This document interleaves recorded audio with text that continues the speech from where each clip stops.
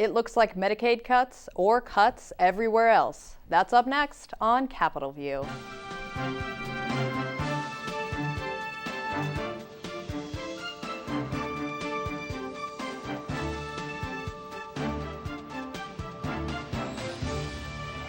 Good evening, and thank you for tuning in to Capitol View, the show where we talk about Illinois politics and government.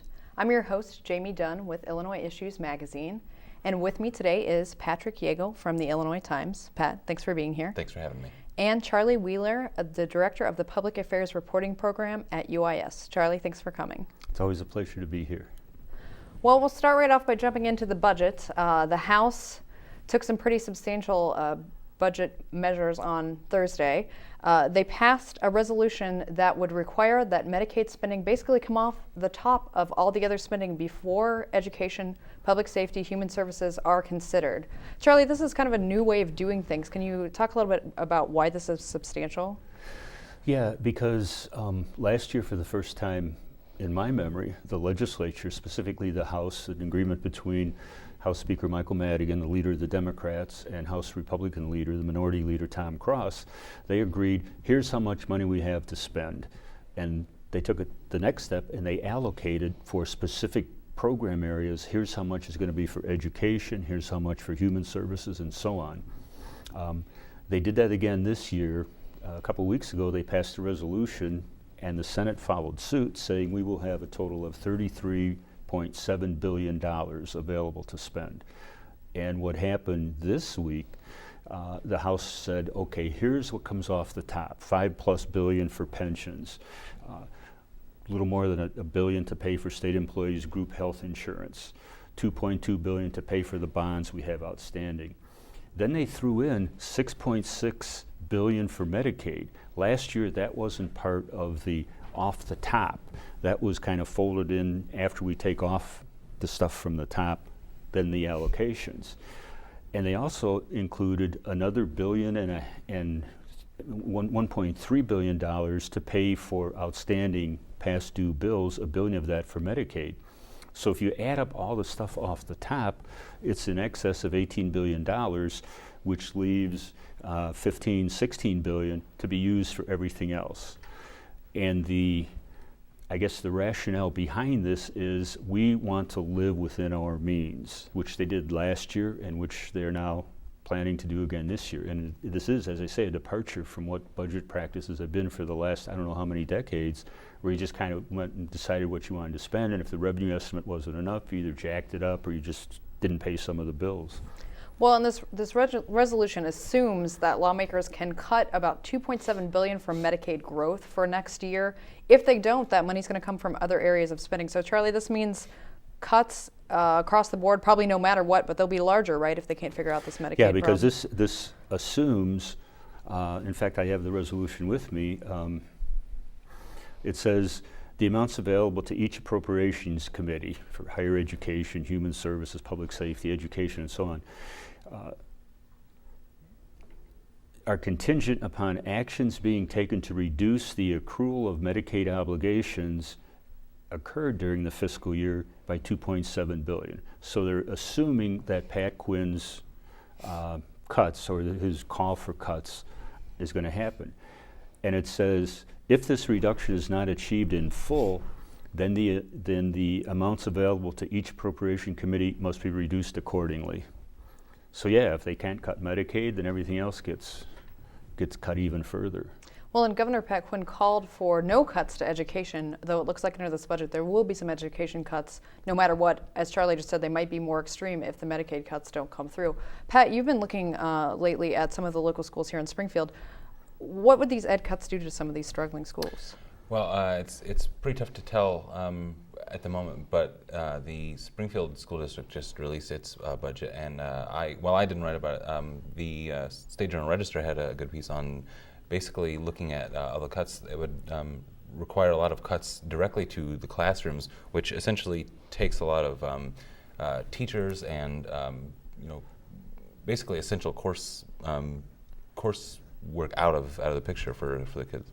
So we'd look at maybe some curriculum cutbacks, larger class sizes, maybe teacher layoffs. And they're even looking at reducing the hours for high school from, I think, 7 periods down to 6.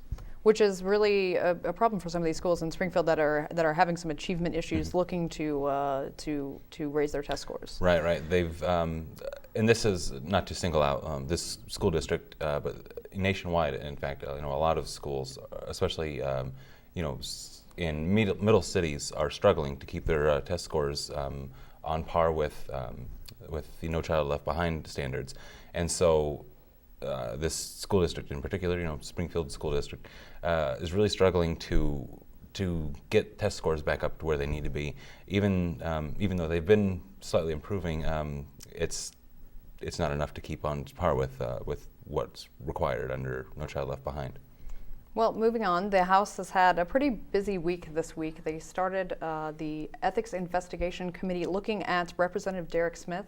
Representative Smith has been arrested and charged with accepting a $7,000 bribe in exchange for helping out a daycare with a grant. The daycare actually was not seeking the grant, it was a sting, so he believed that this was going on, but it really wasn't. Charlie, you said you looked into a little bit other ethics cases that the House has taken up in the past or that have happened in the legislature. Can you give us a little background?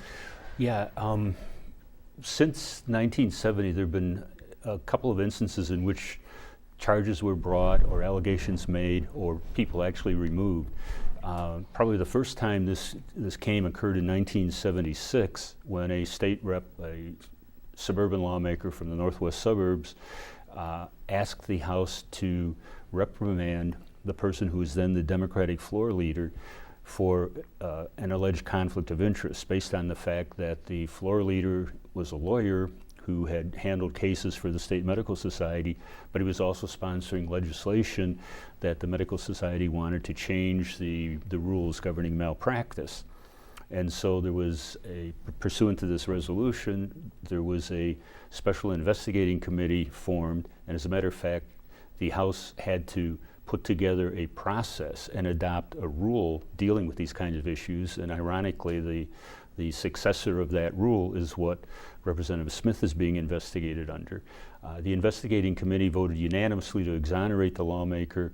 Their recommendation went to the floor and it was approved 154-7. Now that was back in the days when the House had 177 members.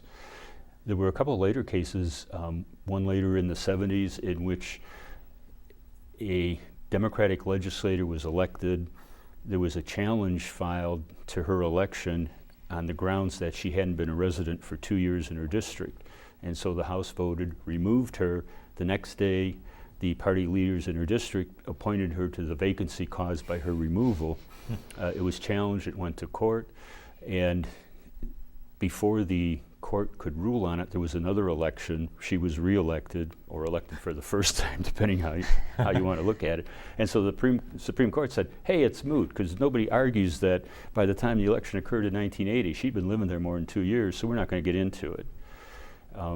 And probably the most interesting one that pointed out that close counts not only in horseshoes and hand grenades, but also in House races, a Republican who had been declared make sure I get my numbers right here, a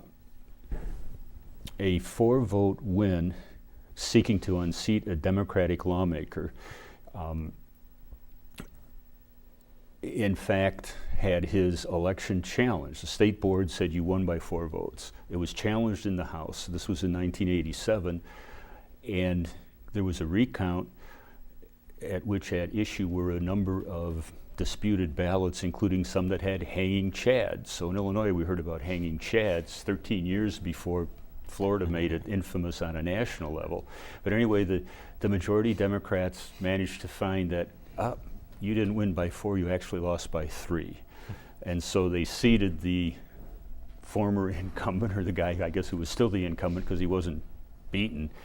And then he chose to retire. The Republican ran next year and got elected. But other than that, in the modern era, there haven't been any examples. There were a couple earlier on. The Legislative Research Unit did a report on this for Representative Cross, the House Minority Leader. Back in 1905, there was allegations brought based on a lawmaker who talked about, in public, about widespread corruption. And so the upshot of that was that the House sought to censure him for besmirching the good name of the legislature. And there was another one in the mid-30s, early 30s. People sought to rebuke a couple of sitting lawmakers who said nasty things about President FDR, but none of that stuff, so it's, despite the reputation that Illinois has had, there haven't been too many of these kind of disciplinary. And I might add, this is the first time when someone who is actually under federal indictment has been brought before I guess, what would you say, an ethics investigating body. Well, you touched on conflict of interest issues. Why do you think we don't see something like that play out more often? That accusation is kind of tossed around sometimes, but... I think part of it is because the state law covering conflict of interest, in essence, says these rules are only guidelines and they should not be subject of disciplinary proceedings. And I guess the notion is that you police yourself, and if you have a conflict, you get up and say, I have a conflict. And I suppose in fairness, it's really hard to define what a conflict is or where does it lie. If I'm a farmer and I vote on ag-related stuff, for example, when we change the way we assess farmland property so that my property taxes are lower, is that a conflict for me? Or is it because, well, I'm a farmer and so are tens, if not hundreds of thousands of other people in Illinois, so it doesn't apply to me particularly. Now, obviously, if I steer a contract to my brother-in-law's firm, that's pretty clear. But there's a lot of gray area in there, and I think at the time these standards were promulgated, the concern was more about the gray areas than about having kind of a hard and fast line that these are bounds over which you shouldn't step. It was kind of left up to everybody's own conscience. And occasionally a lawmaker would get up and say, I have a conflict, but I'm going to vote my conscience. Although I would have to say most people went ahead and voted without declaring that, even when in the eyes of a casual observer, this sure does look like some kind of conflict. Well, and not a lot happened at this week's hearing. Formal charges were read in, and the investigative committee wants to check with federal prosecutors and make sure that they're not at all stepping on the toes of the federal investigation. So they're going to wait a couple weeks to hear back from the federal prosecutors and then pick back up with the hearings. Charlie, Representative Smith has not stepped down. He won his primary election. Even if he is unseated, he is free to run in the general. So we haven't seen the last of him. Will he probably stick around for a while? What do you think? Well, I've said before, and I think I may have said this on this program, that I am more likely to be the opening day pitcher for the Cardinals than Derek Smith is to be on the ballot in November. I still think that he will be gently eased out, and there will be someone else named to fill the vacancy in the nomination, and that someone else will be the most blue ribbon, top-rated, excellent candidate you could possibly find living in that district, because this is egg on the face of local people, and particularly Secretary of State Jesse White, who was, what would you say, like one of the powers behind the scenes that put Smith there in the first place. And I don't think that he's going to be on the ballot. I think that he will resign. He may hang on to the seat long enough to get to the point where his attorneys do a plea bargain with the federal prosecutors and saying, well, take into account, we'll resign if you decide to reduce the charges or go easy on the sentencing or whatever. It'd be part of cutting a deal. But I don't think he'll be there in November. Sure. Now, if he were there in November and he won the election, the House could refuse to seat him. The Constitution says that each chamber is the judge of the qualifications of its own members, which is how Ray Christensen, the Democrat I alluded to earlier, managed to have Jerry Weller kicked out of the House, although the State Board of Elections said, Weller, you won. Charlie, do you think that this will be enough issue to damage the political career of Jesse White? He's one of the most well-loved politicians in Illinois, but he has said he wasn't going to run again. Now he's running again. Will this be enough for someone to make hay to cause problems for Jesse White? No, it occurs to me that if I'm the average Illinois citizen and I can go and get my driver's license with no sweat, and I don't have any hassle getting the sticker to put on my license plate, I care more about that than some mope from the West Side. And Jesse White could say, look, I made a mistake. This guy wasn't ready for prime time. And one might argue, Anybody who thinks that a daycare center has $7,500 laying around to bribe a lawmaker, you have to question their sense of reality.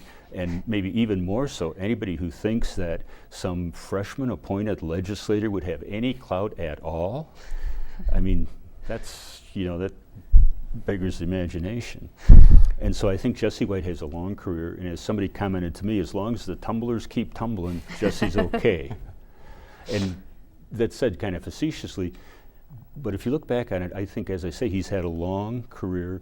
He's got a lot of positive stuff on his side, and the fact that the tumblers, which are basically made up of kids from low-income areas in Chicago, he's helped a lot of young men and women, what would you say, better themselves and have a brighter future than had they been left in the environment from which they came when they joined his tumbling group.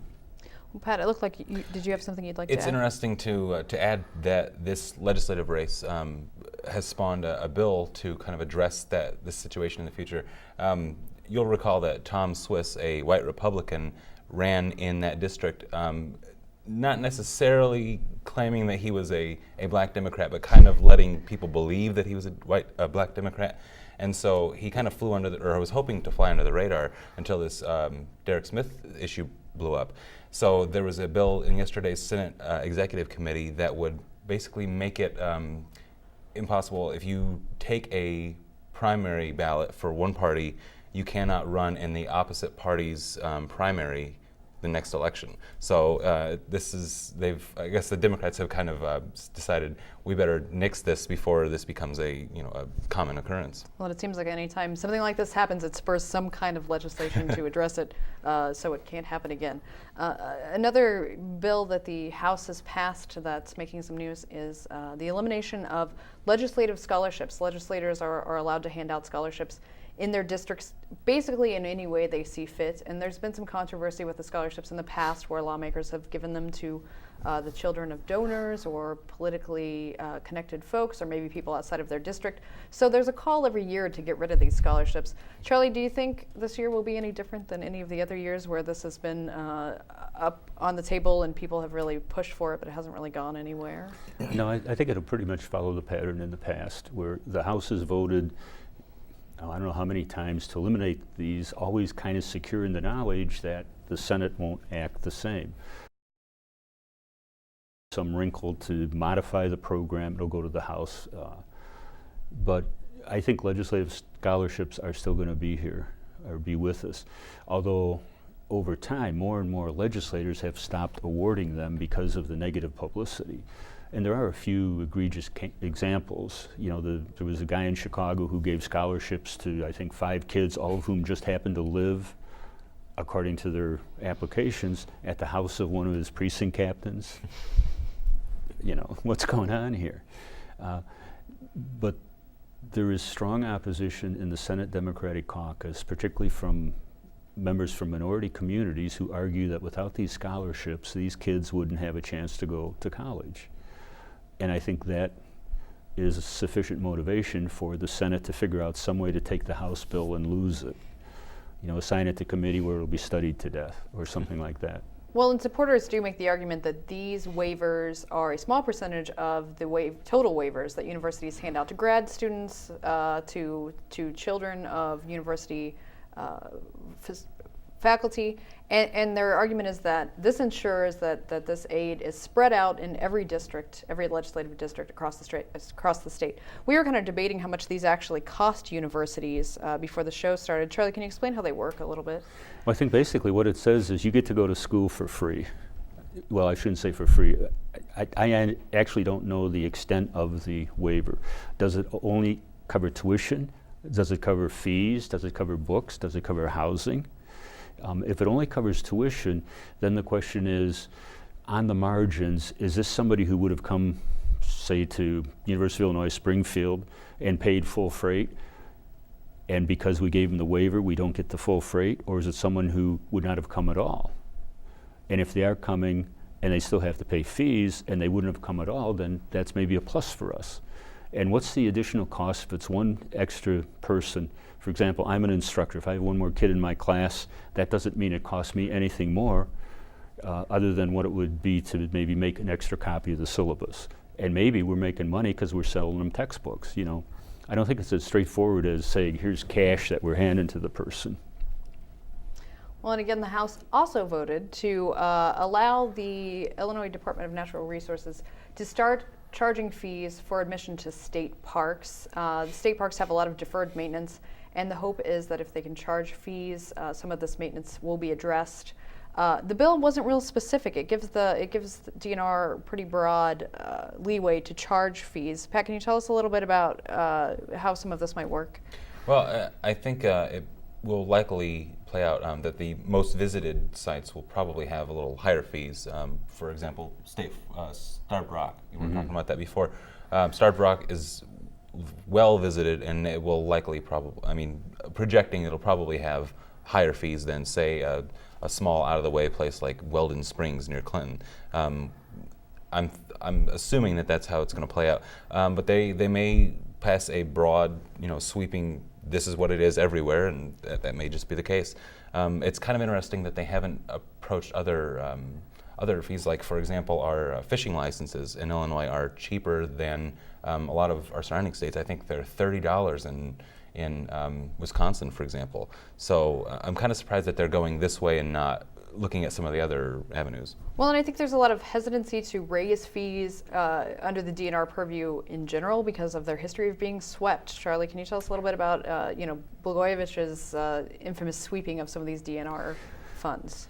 Well, one of the things that Rod Blagojevich did in his very first year in office was to ask the legislature to give his budget director unprecedented authority to basically go in and take money from all these funds. And I guess we should point out that Illinois has more than 600 funds, and that's basically just a name for different accounts into which money gets put. There's 712. I just did a story on it. Okay, well, it's still more than 600. And some of these have very specific purposes for which they can be used, and generally they're drawn from very specific types of licenses or revenue-raising measures.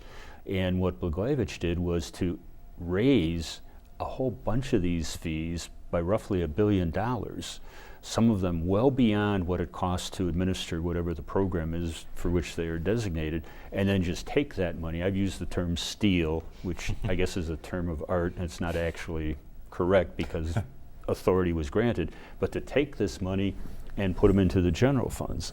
In other words, to support overall programs without having to raise taxes, although if you're suddenly paying triple what your fee was, what's the difference between that and a tax? And I guess one of the questions with the DNR, and historically the state has always been very proud of the fact that our state parks are open, you can come in, you can enjoy the natural beauty, recreational activities, and it doesn't cost you anything, even if you're from out of state.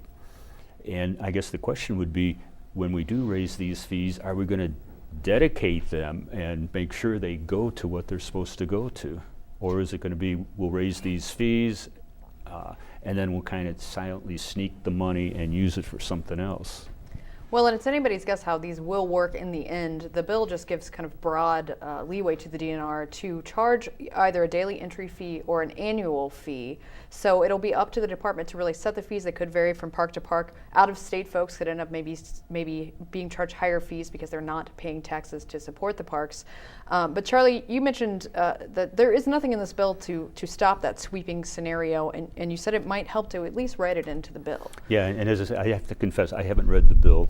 I'm assuming you guys have, but if there's nothing in there, then the ability to do that might be there. You could write legislation that would say this money can only be used for this, and that would require later legislation to say, no, we can also use it for that. But if you had it in the law, even though it could be changed in the future, it would make it more difficult, I would think, in the future to access those funds, because the people who are concerned about the money being used for recreation purposes or conservation purposes would raise a stink if you tried to change the substantive law to be able to do that. Well, there are a few other pieces of legislation that have been up for debate this last week or so that are pretty interesting. Pat, you were over at the State House just the other day covering a bill that was in Senate Exec. I believe it passed the Senate this week, that has to do with privately run prisons or detention centers. Can you tell me a little bit about that, Right. Bill? Currently, Illinois has a moratorium on privately run prisons.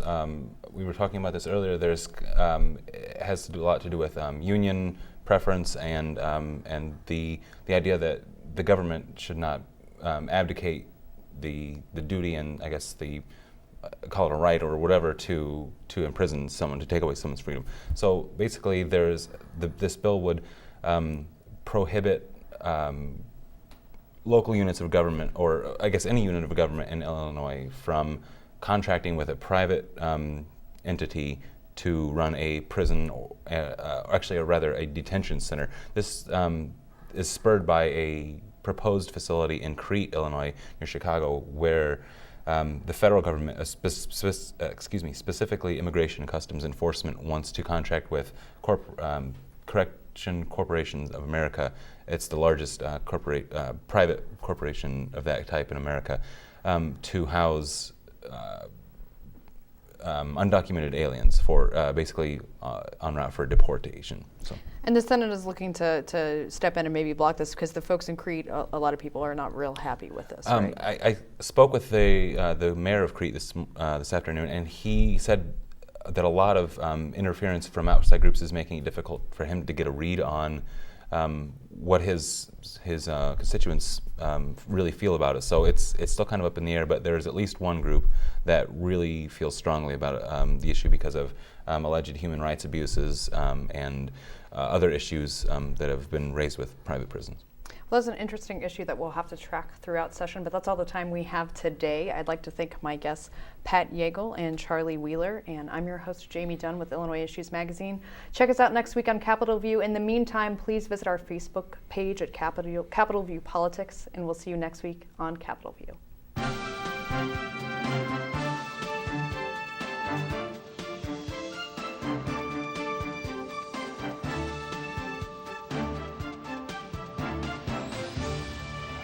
Thank you.